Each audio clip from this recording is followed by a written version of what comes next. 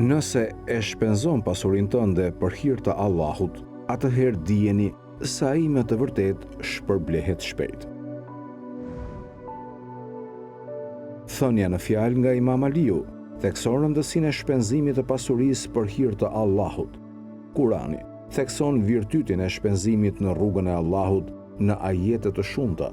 Allahu në surën Bekare, ajeti 261, thot: shembulli i atyre që e shpenzojnë pasurinë e tyre në rrugën e Allahut është si një kokër dridh që mbijnë 7 kalli, në çdo kalli ka 100 kokra, dhe Allahu i ja shumëfishon shpërblimin e tij kujt të dojë.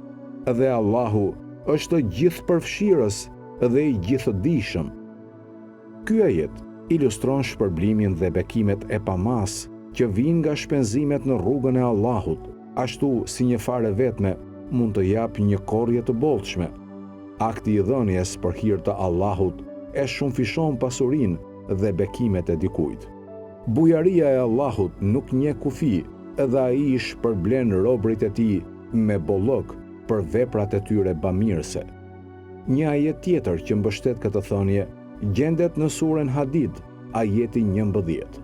Kush është ai që do t'i jap Allahut një hua të mirë, që ai t'ia shumëfishojë atë, veç kësaj, për atë do të ketë shpërblim fisnik.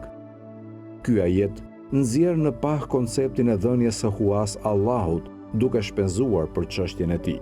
Kur ne i japim në rrugën e Allahut, ne në thelb po i japim hua atij, edhe ai premton se do ta shumëfishojë pasurinë tonë. Allahu është burimi i fundit i bollokut, edhe ai ka fuqinë t'i shtojë furnizimet dhe bekimet tona pa mas. Tani, le të mendojmë mbi mesazhin dhe urtësinë e kësaj thënie, duke na inkurajuar që ta shpenzojmë pasurinë tonë për hir të Allahut. Ai na kujton se Allahu është i shpejt në shpërblim. Kjo do të thotë se Allahu nuk vonon në shpërblimin e atyre që shpenzojnë në rrugën e tij. Ai i kompenson me shpejtësi në këtë botë dhe në botën tjetër. Në këtë botë, ne mund të dëshmojmë bekimet e furnizimit të shtuar, mbrojtjes nga fatkeqësitë dhe ndjenjes së përmbushjes dhe kënaqësisë. Në botën tjetër, na pret shpërblimi i shpejtë i Allahut. Veprat tona të bamirësisë do të jenë mjet pastrimi, ngritja e statusit ton dhe rritja e shpërblimeve tona në parajs.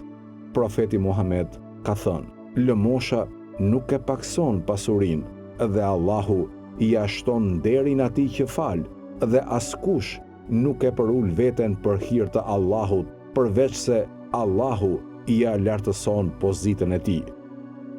Thënia e Imam Aliut shërben si një përkujtesë e fuqishme për myslimanët që t'i japin përparësi shpenzimeve në rrugën e Allahut. Na inkurajon të jemi bujar dhe vetmohues, duke ditur se shpërblimi i Allahut është i shpejtë dhe i bollshëm. Duke dhënë për hir të Allahut, ne jo vetëm që përmbushim detyrën tonë si besimtar, por edhe korrim bekimet dhe shpërblimet e panumërta që vijnë me të. Allahu na mundësoft që ta shpenzojmë pasurinë tonë në rrugën e tij dhe na bekoft me shpërblimin e tij të shpejtë. Le të ndjekim shembullin e Imam Aliut dhe të përpiqemi të jemi bujar dhe vetmohues në të gjitha aspektet e jetës sonë.